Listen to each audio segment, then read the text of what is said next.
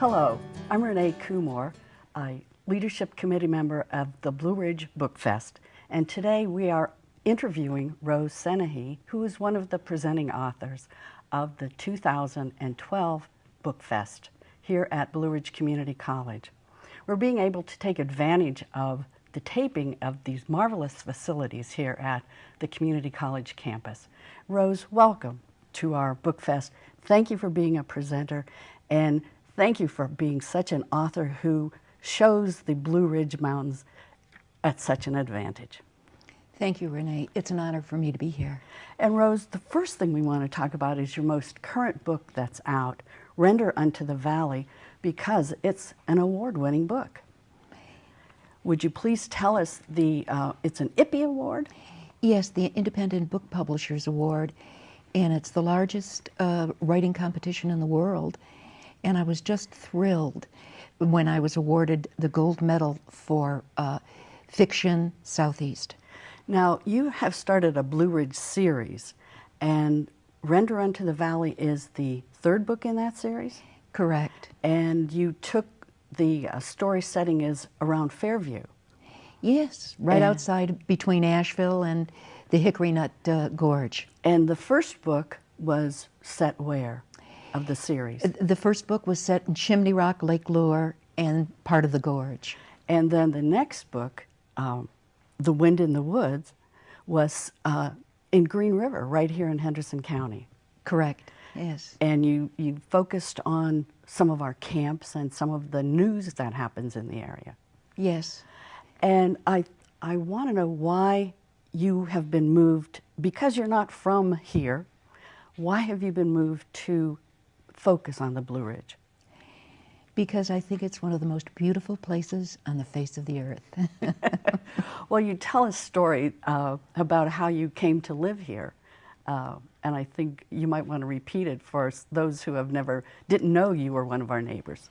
Yes, Renee. Well, when I write my novels, I do the whole outline, and I was living in Murrells Inlet, South Carolina, and I did an outline for this novel about an heiress from a lumber dynasty in South Carolina, Charleston, who was traumatized.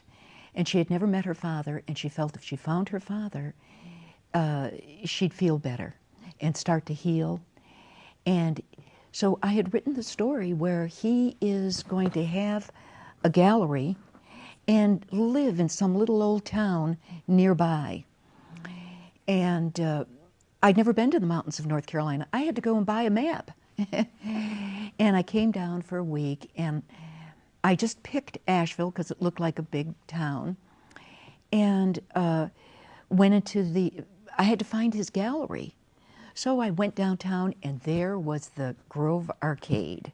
And they were so nice to me. They gave me a video that showed me the history of the arcade and showed me through the stores. So I had that. So then I had to go and find this little, I had pictured it like a cheesy little town in the mountains. And I went to Waynesville. It was too big, too sophisticated. Then I went to Black Mountain. Again, it wasn't what I was looking for. And I was going to give up and say, this thing I had in my mind didn't exist. So I got in my car, and I don't know why, instead of getting on 240 and then 26 to the beach, I got on 74 and started driving south. And I went through, I'll never forget, driving through the Fairview Valley and going into the Gap, the Hickory Nut Gap, and then the 7 switchbacks through 74. Coming down from Burton. Oh, yes. And it was just, Renee, it really moved me. And a year later, when I was doing research and found out that the Indians would never fight with each other through the gorge because they thought it was a sacred place, I had that very same feeling when I was driving through it. So I drive in, and I get into Bat Cave, and then I hit Chimney Rock. And I says, this is the cheesy little town I've been looking for. I got out, got an ice cream cone, walked through the little town, and within 1 hour, I bought my little shack on the side of the mountain in downtown Chimney Rock. Well, they must, do they take offense that you call them a cheesy little town when you give your presentation? No, no. You've developed quite a following down there, I'm sure. Yes, And yes. you also told me that you were involved with the library, Friends of the Library at Lake Lure. Yes, So yes. you've become quite the citizen in your little part of North Carolina. Right, and I was even voted on the town council. Oh, this last November. oh, I didn't realize I was talking to a politician Oh, too. yeah. Well, one of the things that I told you as we prepared for this discussion is when I look at your acknowledgement, I find that you know so many of my friends. You have done research in the region, and we know a lot of people in common, especially in your book, The Wind in the Woods, where you spoke to my friend Marion Lowry and to my friend Chuck McGrady, because some of your book is based on operating a camp. So how do you find people, and you go and just knock at a door and say, hi, I'm a writer and I want to pick your brain? Well, I have been a real loyal fan of the Carolina Mountain Land Conservancy ever since I came to the mountains here. All of my books have a subplot that has to do with conservation, and that group of folks they're a wonderful group of professionals that have worked very hard to save the mountains and the farmlands of the southern Blue Ridge. And they have an incredible, loyal cadre of volunteers and their board members. And so I studied some of their projects. And one of their projects was preserving some of the land for the camps. And this area here has the largest concentration of youth camps in the whole United States. And a lot of them are right down that Green River Valley. And so I started to write a story that would take place at one of these camps. And it's very interesting. You know, today's children are suffering from nature deficit disorder. When I was a kid, we'd go out at 9 o'clock on our bike in the morning, and we wouldn't get home until 5 o'clock. We'd go. The kids today, too many of them are spending too much time with electronic games, watching TV. They're not getting out and getting dirty and getting their fingernails in the mud. And in addition to that, their mothers are helicopter moms, and they get taken here and brought back home. And so they're not in a position where they are making their own judgments on and suffering consequences for what they're doing. And this is a very valuable thing that these youth camps do. These children go to the camp and mom isn't there. And so they suffer consequences for decisions that they make, and it's an opportunity for them to grow in a way that they're not going to grow at home. And so I was doing this, so I was writing and studying this story, and the first thing I did was go and interview the owners of the camps. And I called them up and said, could I come and talk to you? And I told them about what I was doing, and they said, sure. And then when I hit the Green River Preserve and Sandy Shank, I said, he became one of the main characters in the book. Well, I wanted to ask you about this research. Did you have to go to camp one day? Did you spend some time with the youngsters? Oh, yes. Did you? Yes. Oh, yes. I went to camp for 2 days. And one day when I was at camp, the little girl came up to me and said, they said that you were an author and that you would be here today. Do you have a little girl in your book? And I said, yes, as a matter of fact, I do.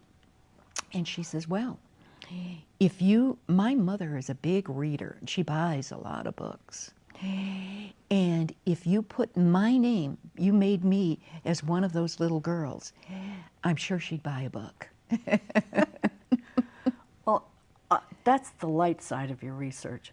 Also in the Wind in the Woods, you talk about a murder that happened along the hiking trails and affected many people here in Henderson County. And I wonder if you could talk about that murder and how you wove that into your story. Very good, Renee. I plotted out my book The Wind in the Woods and was writing it. And as I was writing the first chapter, I just turned on the news and I heard this 80-year-old couple was missing. And I said, how odd, how could a couple be missing? And 2 days later, I read in the newspaper that the Bryant's son had come and broken into the house and found out everything was in order except their hiking equipment was missing. And so I started to follow the story, and it was very tragic. And it takes a year to write a book. And 2 or 3 months later, we find out that this Gary Hilton had not only were the Bryants missing, but he went into the mountains of Georgia on the Appalachian Trail, and he killed Meredith Emerson. And I said, what a tragic thing. And we all suspected, and he later confessed just recently, to murdering the Bryants. And I thought, what a tragic thing. This elderly couple that was so beloved, just hiking in the Blue Ridge, and this happening to them. And I didn't want, I said, there's a lesson there. This is a story. And they were from where I come from, Skaneateles, New York, very near from where I came from. And I just thought that I would put them in this book, that they wouldn't be forgotten, that their story would be somewhere other than just the newspaper. So. Well, you went on then to, you referred to how you were able to find the confession of the murderer, and that you incorporated that into your story? Yes. It took me a while, but I was able to get his 48-page confession to her murder, because Meredith's parents were willing to waive the death sentence in Georgia if they could just find out what happened to their daughter. And so I got the confession to the murder, and so I decided that I would incorporate that into my story. So here we have this wonderful story about this wonderful camp, and in one scene you have all the kids on the bus singing, you know, calamine, calamine, calamine lotion, and then the next scene I have this man preparing to go and kidnap somebody. And what I did is, everything that he said and did is what he said and did in his confession. So it was very realistic. And it's not really gory except for the fact that he did such a thing. And so my editor wanted to tweak it and make him more of a sexual deviant and do that kind of thing. And I put my foot down and I said, no, it is what it is. I want this to be a record. I want people who read this book to get in the head of that man and his attitude and how life, you know, in a lot of cases with a sociopath, they do not have an ability to love. And when you don't have an ability to love, you can hurt people without it having effect on you at all. Well, Rose, you've written 6 books, and you're working currently on your 7th. Let's talk a little bit about that process. You start with an outline, and that's how you develop your story. How do you develop your characters? All right. Well, you know, I think for my books to be successful, you have to, your main character, whether it's a man or a woman, but in most of my books, the main character in all of my books has been a woman, except in The Wind in the Woods, the camp was the main character. But your main character has to be heroic. It has to be someone that it's not only, it could be a little girl, it could be a housewife, but they have to have a strong moral fiber and a heroic character to them, and they have to be on a journey. So the first thing that I have to do is find this heroic character and then put her on a journey. But where do you go looking? Do they pop into your head? Do you find them next door? Do you find them traveling down the road? How do you find your heroes? Well, in the case of one of the earlier books that I wrote was called, well, I'll do the first one in this series, In the Shadows of Chimney Rock. I had a neighbor in Murrells Inlet, and she had a little girl. And she loved the little girl. Her and her husband doted on that child, and she was 8 years old. And I said to her, how come you never had any other children? And she said, when this child was born, I had an inverted uterus, and afterwards, the scar tissue, you can't expand and contract and have another child. So I couldn't have another child. And that haunted me. I thought about that. What would happen to someone if they only could have one child and they lost this one child? How could that, what trauma would they go through? What a tragedy it would be. Would it break up the family? Would it break up the marriage? And so I thought about this incessantly. And then when I wrote this story, I said, this will happen to my main character. Now, how do you develop the way they look? Oh, that. I have to know what they look like. But does it become part of the story? Do they appear to you the way they look, or do you go out to find them? Well, in this book that I'm writing right now, I had written 2 chapters about my main character, and it just didn't grab me. I threw it out. And here I am, I'm on a 44 bookstore tour in 4 states in 90 days. And I would sit in the bookstore and I would look at every woman who walked in the door. And I'd say, is that her? Is that her? No, that's not her. And then one day, sure enough, in Raleigh, she walked in the door. So now I know what she looks like. And I watched this lady. She went and bought herself a Nook and then walked out. And I said, that's the lady. And then, even though I never got to talk to her, I have explored her character, and now I know exactly who she is. So when she presented herself, when you refer to her in the story, it's going to be the same physique that you saw walk into the bookstore. And the walk and the attitude. She had a ponytail that she had just brought her hair back and put a clip on it, and you could tell she didn't spend 10 seconds on that hair. But when I was writing Pelican Watch, I fell in love with South Carolina when I first came down south. And I could live to be 100. I could forget my Social Security number, but I will never forget how kind and polite and genteel the people in the Low Country are. And I was always amused by the difference between the North and the South. I mean, there is a difference. And like when I always thought of myself as being a very polite person. And I was one week in Murrells Inlet in Pawleys Island, and I was going grocery shopping, and a lady came behind me and tapped me on the back and said, dear, and I said, yes. And she says, you let the door slam in my face. And that was the last time that I ever let the door slam in anyone's face. And I had to learn my manners. I had to learn the Southern manners. You look before you let go of the door.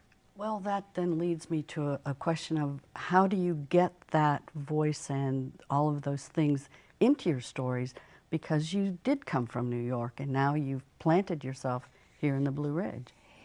You have to listen, and you really have to listen very, very, very carefully. In Render Onto the Valley, I taped for 4 hours the historian from the town, and I listened to those tapes over and over and over. And I made sure that when I interviewed Bruce Whitaker, who is the Fairview town historian, and I taped him for 4 hours. Within 10 minutes of that interview, he was one of the main characters in the book. And I made sure that when I wrote his dialogue, I wrote it accurately.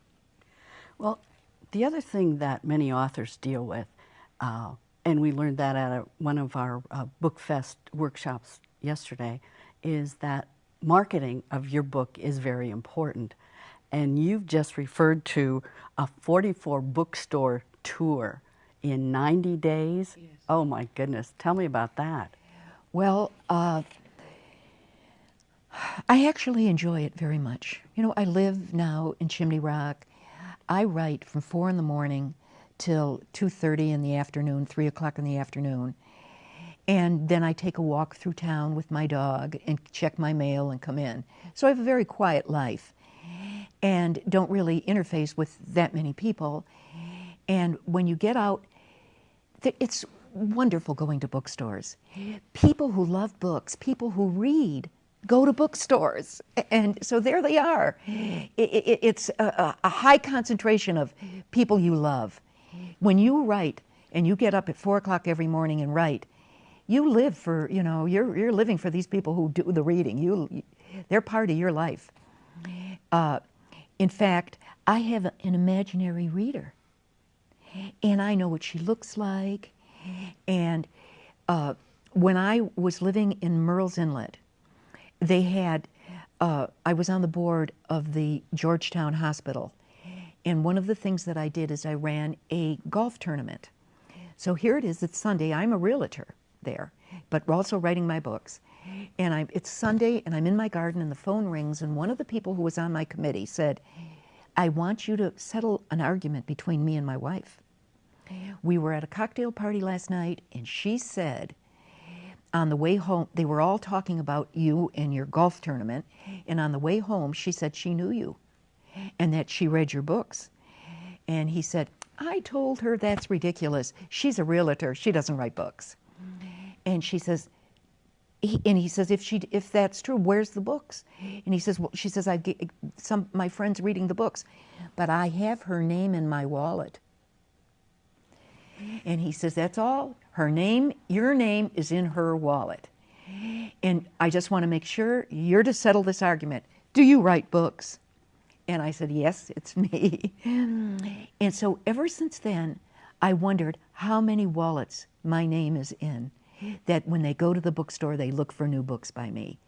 And so my reader, my imaginary reader, she's got my name in her book, in her wallet. I have to confess, I didn't buy your books, but I went looking for them in my public library. And of all the branches in Henderson County, it was difficult to find your books. They were all out because people knew you were going to be a presenter and the library displayed your books and they were just being scooped off the shelves. So you've got a lot of fans in the area. Thank you, Renee. But what I want to know is how tiring or how do you operate and process through a 44 bookstore tour? It was exciting and invigorating. I did one in the afternoon and one in the evening, and usually 5 a weekend. And I got to meet a lot of people who read my books. They would come and say hello, bring other books that they had read for me to sign. And every once in a while there would be some little thing that I just want to share my Mother's Day story with you. I go to the Park Road Books, and it was Mother's Day. And, you know, the publisher sets everything up 6 months in advance, and they didn't check that on Mother's Day weekend, including Mother's Day, they had me in a book signing. But it was set, and I did it. So here I am, and they had 30 books on this side and 30 books on that side. And I'm sitting down, and every man that walked in the door came right over to my table and bought a book. And by the time I hit the third book, I realized they were the last-minute Mother's Day shoppers. And so I would sign Happy Mother's Day 2010 in the book. And this one young man, he was in his late 20s, early 30s, and I didn't know if it was for his mother or his wife who was a mother. And I put that in there, and he looked at it, and he says, I like this. Now I won't have to get her a card. Oh, Rose. So you meet those kinds of fans all over the Yes. country. Yes. And your tours go beyond the Southeast. No, basically in the Southeast. Yeah. Well, Rose, I want to thank you very much for being with us and My pleasure, Renee. I love this festival. It's a good thing.